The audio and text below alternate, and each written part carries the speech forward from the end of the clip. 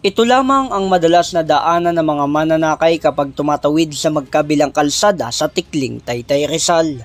Ngunit malaking katanungan sa ilang mamamayan na mahigit isang dekada na hindi nagagamit ang 5 elevator na ito. Makikita sa mga proyekto ay hindi na mapagkakamalang elevator dahil may semento na.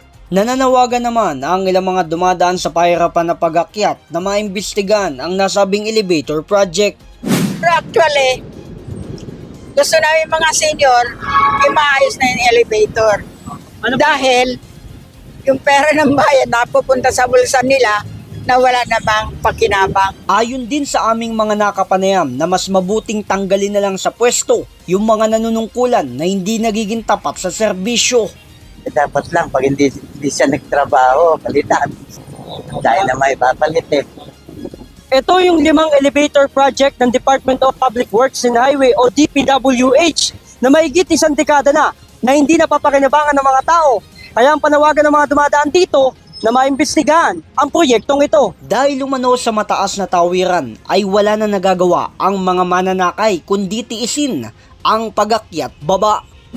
Kahit sana sa isa man lang dito, meron man lang po. Lalo na sa mga senior po talaga. Kasi yung mga disabled po, yun po talaga ang dapat priority.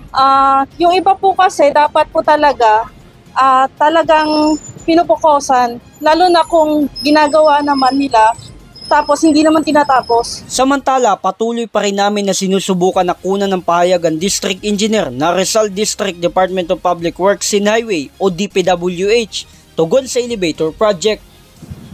Ako, si J. Martin ng JKRS News and Public Affairs.